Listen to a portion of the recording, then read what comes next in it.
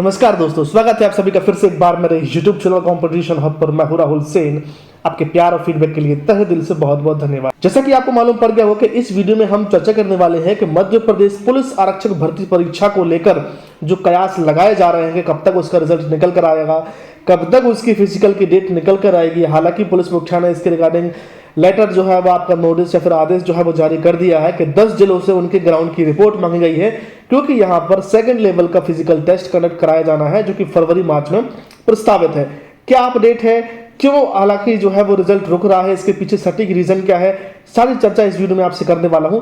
Request रहेगी कि यदि आप चैनल पर फर्स्ट टाइम पे विजिट कर रहे हैं तो चैनल को सब्सक्राइब करना, वीडियो को लाइक करना, शेयर करना मत भूलिएगा और इस वीडियो के साथ अंत तक बने रहें ताकि मध्य प्रदेश पुलिस भर्ती परीक्षा के रिगार्डिंग जो अपडेट निकल कर आया है उसकी पूरी जानकारी आपको सटीक तरीके से मिल सके। चलिए शुरू करते हैं। देखिए सामने स्क्रीन पे आप देख पा रहे हैं, प्रदेश में 7,500 आरक्षकों की नियुक्ति उलझी, परीक्षा परिणाम में हो रही देरी, जून के पहले नियुक्ति के आसार नहीं। ठीक है, तो इसका थोड़ा सा मैं आपको वेबसाइट से ले जाके वहां पे बताता हूं। देखिए यहां पे थोड़ा सा क्लियर दिखाई नहीं देगा आपको। देखिए 7,500 पुलिस आरक्षकों की परीक्षा परिणाम में देरी, जून के पहले नियुक्ति के आसार नहीं। लिखित परीक्षा और शारीरिक दक्षता के अंकों को जोड़कर प्रावीण्य सूची तैयार की जाएगी। एमपी पुलिस कांस्टेबल रिजल्ट, नव दुनिया राज ब्यूरो भोपाल। कर्मचारी चयन मंडल से लिखित परीक्षा के परिणाम जारी नहीं होने के कारण प्रदेश में 7,500 पुलिस आरक्षकों की नियुक्ति उलझी हुई है। लिखित परीक्षा के परिणाम आने के बाद ही शारीरिक दक्षता परीक्षा लेगी। परीक्षा में 4 से 5 माह लग जाएंगे। इसके बाद लिखित परीक्षा और शारीरिक दक्षता परीक्षा के अंकों को जोड़कर प्रावीण्य सूची तैयार की जाएगी। इसमें भी लगभग 2 माह लगेंगे। ठीक है, इस प्रकार जून के पहले नियुक्ति होने की संभावना नहीं है जब तक पुलिस आरक्षक भर्ती परीक्षा के परिणाम जारी नहीं होते हैं। 550 उप निरीक्षकों की नियुक्ति भी शुरू होने के आसार नहीं है। ठीक है, मतलब जो पुलिस की वैकेंसी निकल कर आनी थी आपकी एमपी एसआई की, उसके भी आसार अभी आपको दिखाई नहीं दे रहे हैं। शायद यदि इसका रिजल्ट आ जाए तो उसके बाद आपको देखने के लिए मिले, जैसा कि अनुमान लगाया जा रहा है कि फरवरी के फर्स्ट वीक में आपको पुलिस कांस्टेबल का रिजल्ट देखने के लिए मिल सकता है। और जैसे ही रिजल्ट मिलेगा तो लोकसभा चुनाव के पहले आपको एमपी एसआई का नोटिफिकेशन भी देखने के लिए मिलेगा। इसकी वजह से यह कि पुलिस आरक्षकों के परिणाम जारी करना कर्मचारी चयन मंडल की पहली प्राथमिकता है। दूसरी बात यह है कि फरवरी मार्च में लोकसभा चुनाव की आचार संहिता लग जाएगी। इस कारण भी उप निरीक्षकों की भर्ती शुरू होने के आसार कम है। पुलिस मुख्यालय सितंबर में ही उप निरीक्षकों की नियुक्ति के लिए मंडल को नियमावली भेज चुका है। पहली बार शारीरिक परीक्षा के 50% अंक रखे गए हैं। इसके पहले परीक्षा में मात्र निर्धारण अंक ही लाना पड़ता था। बता दें कि मध्य प्रदेश सरकार 1 लाख पदों पर भर्ती कर रही है।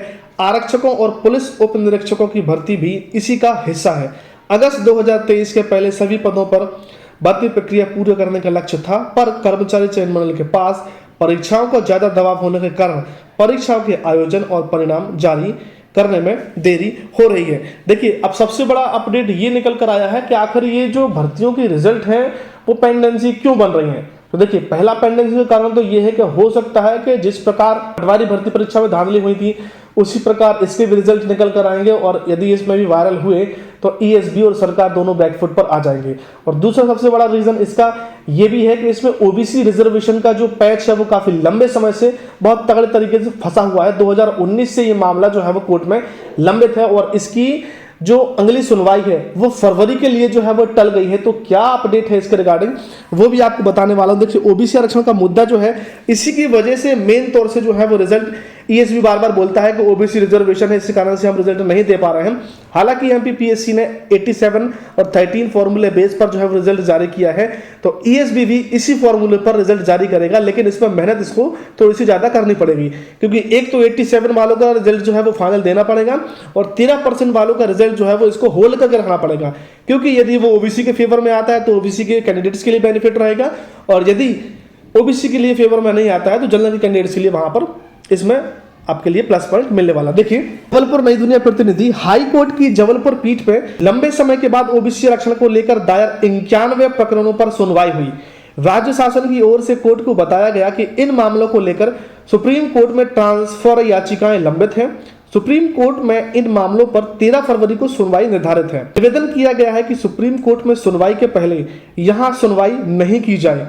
प्रशासनिक न्यायाधीश शील नागू व न्यायमूर्ति विनय सराफ की युगल पीठ ने मामले पर सुनवाई स्थगित कर 26 फरवरी को निर्धारित कर दी है।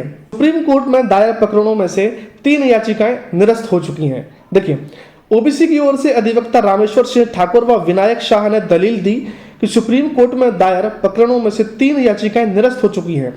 उन्होंने कहा कि ओबीसी आरक्षण की याचिकाएं लंबित होने के कारण हजारों परीक्षार्थियों का भाग्य अधर में है।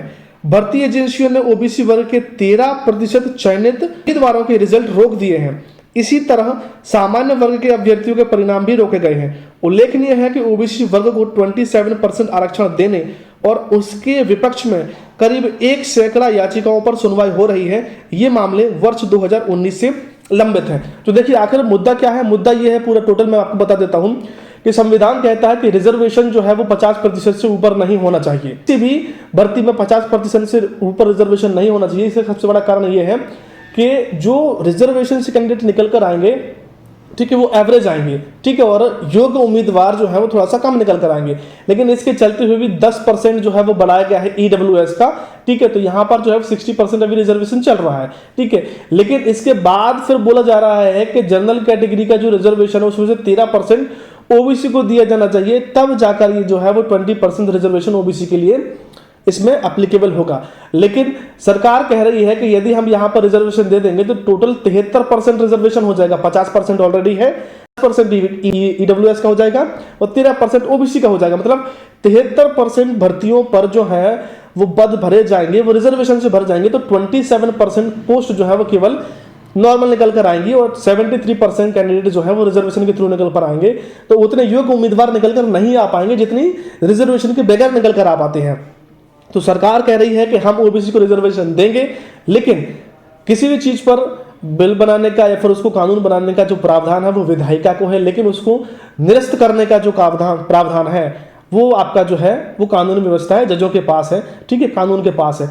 तो वो कह रहे हैं कि हम रिजर्वेशन नहीं दे सकते हैं। इसी के चलते जो है वो आपका सरकार में और हाई कोर्ट में बहस चल रही है और जिस पर निर्णय अभी तक निकल कर नहीं आ रहा है। दुष्परिणाम ये हो रहा है कि 87% पर रिजल्ट जो है वो दिए जा रहे हैं, जिसमें ओबीसी और जनरल कैंडिडेट जो है वो 13% वैकेंसी होल्ड कर रहे हैं, जिसके चलते हुए उनको बहुत सारी परेशानियों का सामना करना पड़ रहा है। सरकार को यह करना चाहिए कि इस पर तुरंत तत्काल प्रभाव से निर्णय लेना चाहिए, ठीक है, अपना पक्ष रखकर, और कोर्ट को भी अपना पक्ष रखकर एक निर्णय देना चाहिए कि हाँ ये 27% एप्लीकेबल है ओबीसी के लिए या फिर नहीं है। जो भी हो इसको स्पष्ट तरीके से सामने रखना चाहिए और उस पर निर्णय देना चाहिए ताकि भविष्य विद्यार्थियों को आधार में न लटके। मैं कहूँ कि जल्द 27% रिजर्वेशन का मुद्दा कोर्ट में जो लंबित हो उस पर तो ठोस जो है वो निर्णय निकल कर आएगा, जिसके लिए बेनिफिट ओबीसी और कैंडिडेट्स को मिलेगा। और उम्मीद करते हैं कि मध्य प्रदेश पुलिस भर्ती परीक्षा का रिजल्ट ईएसडी के फर्स्ट वीक में जारी करें, ऐसा हम उम्मीद कर रहे हैं, ऐसी हम आशा कर रहे हैं। और लोकसभा चुनाव की आचार संहिता के पहले एमपीएसआई की वैकेंसी भी निकाले, उसका नोटिफिकेशन निकाले।